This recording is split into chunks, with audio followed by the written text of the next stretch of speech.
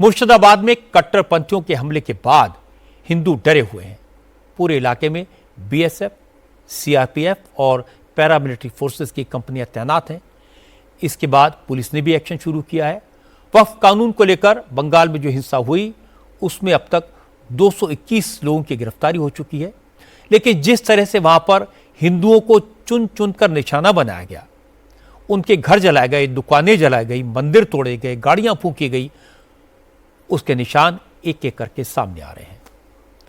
आज पहली बार हमारे संवाददाता मनीष भट्टाचार्य और ओंकार सरकार मुर्शिदाबाद के उन इलाकों में पहुंच पाए जहां दंगाइयों की भीड़ ने चुन चुनकर हिंदुओं को निशाना बनाया था। ओंकार ने बताया कि अब इन इलाके के हिंदुओं के पास कुछ नहीं बचा। घर के सामान के साथ साथ गहने और कैश भी जल गए या दंगाई लूट कर ले गए। किसी ने बीमार वाइफ के ऑपरेशन के लिए 2 लाख रुपए जोड़ कर रखे थे, वो जला दिए गए। किसी ने घर बनवाने के लिए जमीन बेची थी, जो पैसा रखा था वो भी जल गया। ओंकार को एक बुजुर्ग मिले, उनके हाथ में एक प्लेट थी जिसमें 500 रुपए की जली हुई गड्डियां थी। इन बुजुर्ग ने बताया कि उन्होंने अपनी जमीन बेचकर घर बनवाने के लिए 5 लाख रुपए इकट्ठा किए थे, सब जलकर खाक हो गए। अब वो क्या करें, कहां जाएं, किससे शिकायत करें, कोई सुनने वाला नहीं है। इन बुजुर्ग की बात सुनकर आपको अंदाजा होगा कि मुर्शिदाबाद में जो दंगाई आए उन्होंने वहां किस कदर तबाही मचाई, कैसे सैकड़ों घर जलाए और लोगों की मेहनत की गाड़ी कमाई को नफरत की आग में फूंक दिया। हमारा सारा घर जल गया है, सारा घर जल गया है। हंसुआ तलवार लेके हमारा पीछे में छूटा था, हम 2 ताला में उठ गया। 2 ताला में उठ गया तो हमारा बम छोड़ा, बम लेके हमारा पेट्रोल लेके आगन लगा दिया, सबको घर बाड़ी सबको जला दिया। सबको साला को मार के टांग के गाछ के ऊपर टांग के साला को पुराएगा। इसको इस साला को नहीं रखेगा, हिंदू को नहीं रखा। बांग्लादेश बनाएगा इस साला को। बांग्लादेश में जैसा हिंदू को टांग के पुराया, इस साला को टांग के पुराएगा। कौन लोग थे? मुस्लिम था। अच्छा। सब पहचानते, गांव के पास का मुस्लिम था। 10,000 लोग 5 गांव मिल के पुराया मुस्लिम। अच्छा, कितने घर जल गए यहाँ पर? यहाँ पर जल गया 150 घर। अच्छा, 150 घर जला दिया यहाँ पर, जितने भी हिंदू है, और सबको घर लूट कर लिया। ये आपका पैसा मतलब 5 लाख रुपया था, 5 भरी सोना लूट कर ले आया। 2 बस्ता कांसा के दान लूट कर ले गया। पैसा कहाँ से जुटाए रहे थे? पैसा जुटाया, जमीन बेच के घर दिया, हम मकान बनाएगा। सब पुरा दिया, सब जल गया। मुर्शिदाबाद में ऐसी एक नहीं कई दर्दनाक दास्तानें हैं। ओंकार मुर्शिदाबाद के बेदबोना गांव गए, जहां दंगाइयों ने हिंदुओं के 200 घरों में आग लगाई, लूटपाट की। इस गांव के एक शख्स ने अपनी पत्नी के इलाज के लिए 2,20,000 रुपये अपने घर में रखे थे, लेकिन शुक्रवार की नमाज के बाद जब दंगाई आए तो उन्होंने कुछ नहीं छोड़ा। पहले तो गहने, कपड़े और दूसरे कीमती सामान लूट लिए, उसके बाद पूरे घर में आग लगा दी, जिसकी वजह से लोगों ने जो रुपए छुपा कर रखे थे वो भी स्वाहा हो गए। लोगों ने बताया कि जो दंगाई आए थे उन्होंने सिर्फ रुपए पैसे ही नहीं लूटे, सिर्फ आगजनी ही नहीं की, महिलाओं के साथ बदसलूकी भी की, जान से मारने की धमकी भी दी और यहां तक कहा इस इलाके में एक भी हिंदू को नहीं रहने देंगे। मियाँ लोग जो आया था, 2-4 हजार आदमी आके हम लोग हिंदू का ऊपर हमला किया। टाका पैसा धन दौलत जा है लूट करके गया। जिसका टाका है छुपा, नहीं मिला तो आग लगा दिया। इसके बाद जो हुआ, लड़की का ऊपर अत्याचार बहुत हुआ है। क्या आपके बक्से में क्या क्या था? बक्सों में वो हमारा शादी का गहना है था। इसके बाद कपड़ा, ब्लैंकेट जो भी था, पैसा भी था। ये देखिए हमारा पैसा यहाँ 2,20,000 रुपया है। अच्छा, ये तो नोट है। हाँ 500 का नोट है, देखिए कितना बड़ा बंडल है। ये कितना कितना पैसा था यहाँ? ये 2,20,000 रुपया है, ये 20,000 है। अच्छा, पूरा जल के रख दिया। जल के राख हो गया। हमारा बीवी का बीमार भी है, हाँ, ऑपरेशन के लेकर रखा था, अच्छा। ये जल के राख हो गया। उसका सुरक्षा कौन देगा? हमारा गांव का बगल में एक गांव है, 2 आदमी के जिस तरह मारा है, जानवर की भी उस तरह मारता नहीं। इस तरह बांध के काट के, वो बांध के इस तरह बना है और काट के फेंका है वो लोग।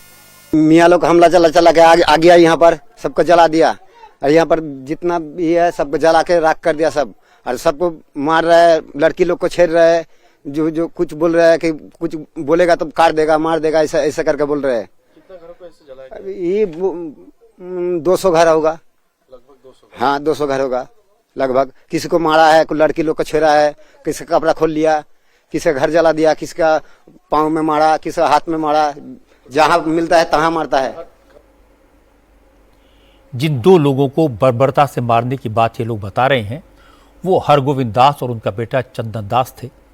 दोनों भगवान की मूर्तियां बनाते थे। दोनों को दंगाइयों की भीड़ ने घर से घसीटकर मार डाला। आज इस केस में पुलिस ने कालू नादाब और दिलदार नादाब को गिरफ्तार किया है। दोनों सगे भाई हैं। पुलिस का दावा है कि इनमें से एक की बांग्लादेश बॉर्डर के करीब और दूसरे को सूती से गिरफ्तार किया गया।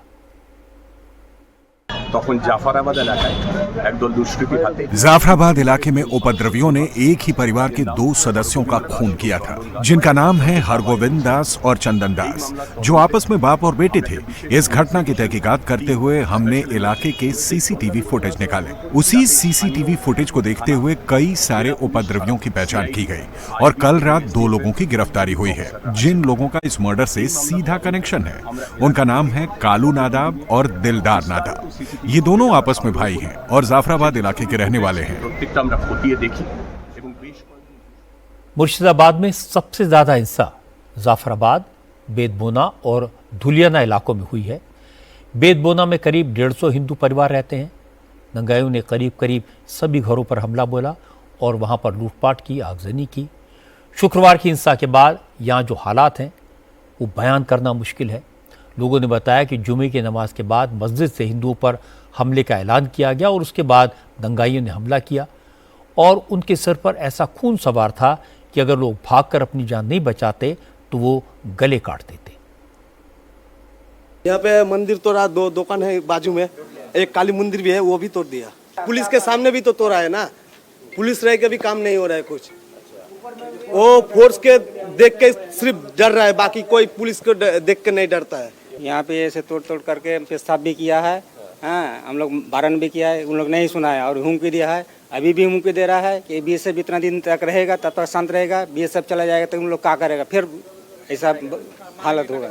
2 दुकान हम लोग लूट लिया है। हाँ हम लोग दुकान बंद करने आते तो हम लोग का गला काट कर फेंक देता थी। हमारा 2 लड़का और हम तुरंत ताला मार के फुटे पड़ा है, न तो हमारा गला काटता छोड़ी चेन।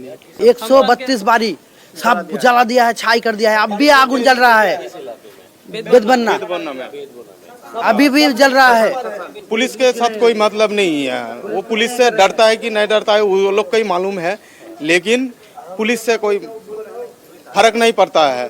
बीएसएफ जितना दिन है तितना दिन हिंदू सुरक्षित है। अब जब बीएसएफ चल जाएगा सेंट्रल का फोर्स तब दोबारा अटैक हो सकता है। लेकिन हमारा एक बात है कि वो लोग जो अटैक किया है तो शुक्रवार क्यों कर रहा है, शुक्रवार नमाज के बाद क्या हो रहा है, अगले क्यों नहीं हो रहा है। इस इलाके के ज्यादातर हिंदू पलायन कर गए हैं। कुछ घरों में ही बड़े बुजुर्ग बचे हैं। ये लोग बार बार यही कह रहे हैं कि मुर्शिदाबाद में जो हुआ उसकी प्लानिंग पहले से की गई थी। जुमे के नमाज के बाद कुछ मौलानाओं ने माइक पर अनाउंसमेंट किया था, हिंदुओं के खिलाफ मुसलमानों को भड़काया था। इसके बाद हजारों की संख्या में हथियार लेकर दंगा इकट्ठा हुए और उन्होंने बेदबोना, धुलियान, जाफराबाद, शमशेरा और सूती गांव में हिंदुओं के घरों पर हमला बोल दिया। ये घर आपका ही है? हाँ सर हमारा ही है। हाँ। क्या हुआ था उस दिन शुक्रवार को दोपहर को 4 बजे तक वो लोग पूरा आ गया था, जुम्मा पुम्मा पर के पूरा आ गया था। उसका पूरा फुल प्लानिंग था जो आज पूरा हिंदू को मिटा देंगे। सारे हिंदुओं का घर ही जला? हाँ, पूरा हिंदू का, चुन चुन के हिंदू का दुकान के पास मुस्लिम का दुकान है, एक भी खर्च भी नहीं है उनका। तो उसका प्लानिंग देखो उनका। तो नमाज पढ़ाता था मौलवी मदरसा में, वो पूरा आ गया था, खुद आया था। माइक में अनाउंस भी किया था। हाँ, बोले अभी वो तो बोल रहा था ये घर बाड़ी जितना भी हिंदू का है उसको तोड़ फोड़ दो। हाँ, अनाउंसमेंट तो हुआ है। अनाउंसमेंट हुआ था जो कि आज शुक्रवार की नमाज हो चुकी है, तो अब चलो हिंदू को मार के बांग्लादेश या पाकिस्तान कर देंगे। तो वो लोग अनाउंसमेंट इस तरह से किया जो सारे मुसलमान एक साथ हो जाओ, जाके हिंदू को मारो, मुसलमान को छोड़ो। यहाँ पे तो वो लोग जो लोग जिहादी लोग आए थे, बहुत बड़ा उन लोगों के पास क्या अस्त्र शस्त्र था, ऐसे भोजाली था और बॉम्ब भी था, बॉम्ब मारा था और पेट्रोल बॉम्ब, ये सब अंदर देखिए सब पेट्रोल बम मारा है। और पेट्रोल और अलग से पेट्रोल भी था और वो विस्तार में देकर पूरा जला दिया। यहाँ पे 500 परिवार रहते हैं, 500 में से 200 घर ऐसे ही जला दिया। पुलिस से तो मदद मांगे थे, लेकिन वो अचानक इतना लोग आ गया और पुलिस था, सिर्फ 6 गो पुलिस था और उन लोगों के पास कुछ बंदूक भी नहीं थे, सिर्फ डंडा थे। क्या महिलाओं के साथ बदसलूकी हुई है? देखिए हुआ है। एक 21 साल का, एक 17 साल का लेडीज को उठा कर ले गया है वो लोग। सबसे बड़ा सवाल है कि आखिर इतनी बड़ी संख्या में ये दंगाई कहां से आए, ये कौन थे? गांव वालों का कहना है कि हिंसा में शामिल ज्यादातर लोग आसपास के गांवों के हैं, लेकिन इंडिया टीवी के पॉलिटिकल एडिटर देवेंद्र पाराशर ने बताया कि पश्चिम बंगाल से होम मिनिस्ट्री को जो रिपोर्ट भेजी गई है उसमें दावा किया गया कि मुर्शिदाबाद में हिंसा करने वालों में बांग्लादेशी लोग शामिल थे। धुलियान इलाके के तमाम लोगों ने कहा कि बीएसएफ की मौजूदगी से फिलहाल शांति है, लेकिन सेंट्रल फोर्सेस के जाने के बाद क्या होगा कोई नहीं जानता, क्योंकि पुलिस दंगाइयों से डरती है और सरकार भी मुसलमानों को सपोर्ट करती है।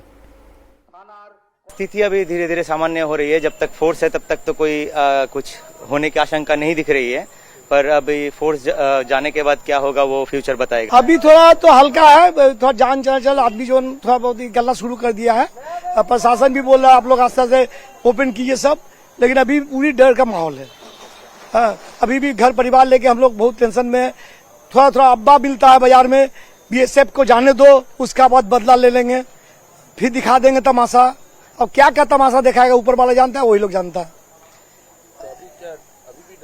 अभी भी पूरा डरे हुए हैं हम लोग। प्रशासन का ही बोलते हैं आप लोग अभी है, कल चल जाइएगा, उसका क्या होगा मालूम नहीं हमको। अभी स्थिति सामान्य होना ही है, क्योंकि मार खा लिया हम लोग, जिसको मारना था मार लिया। पुलिस आके हम लोग को घर में भर दे रही है। अब हम लोग निकलेंगे नहीं तो झगड़ा होगा नहीं। लेकिन जो अगला बार हुआ उससे अगला बार जो हुआ उससे अगला बार जो हुआ, अगला बार भी पत्थर तोड़ा गया मंदिर पर, इस बार भी तोड़ा गया मंदिर पर, और अगला बार से इस बार और भी ज्यादा हुआ, और अगला बार और भी ज्यादा होगा। क्या होगा? लेकिन इतना साहस कैसे मिला घर में घुसने का, तोड़फोड़ करने का जो साहस कैसे मिला? पुलिस पूरी तरह से नाकामयाब है। और जो भी है, अरे आपको भी पता है, जो अगर पीछे का सपोर्ट नहीं रहेगा तो कोई कर नहीं पाएगा। पीछे का सपोर्ट है, जानता है मेरे को गोली नहीं मारेगा, जानता है मेरे ऊपर फायर नहीं होगा, इसलिए दंगा हो रहा है। मुर्शिदाबाद में हालात धीरे धीरे नॉर्मल करने की कोशिश तो की जा रही है। जिन इलाकों में हिंसा हुई वहां सेंट्रल फोर्सेस के जवान फ्लैग मार्च कर रहे हैं। जो लोग हिंसा में घायल हुए हैं हॉस्पिटल में हैं, उनका इलाज किया जा रहा है। आज कांग्रेस के नेता अधीर रंजन चौधरी भी मुर्शिदाबाद की हिंसा में घायल लोगों से मिलने पहुंचे, उनका हालचाल लिया। और इसके बाद अधीर रंजन ने कहा कि बंगाल में इतने बड़े पैमाने पर हिंसा हुई, कई लोग मौत से जूझ रहे हैं और ममता बनर्जी की सरकार हाथ पर हाथ धरे तमाशा देख रही है।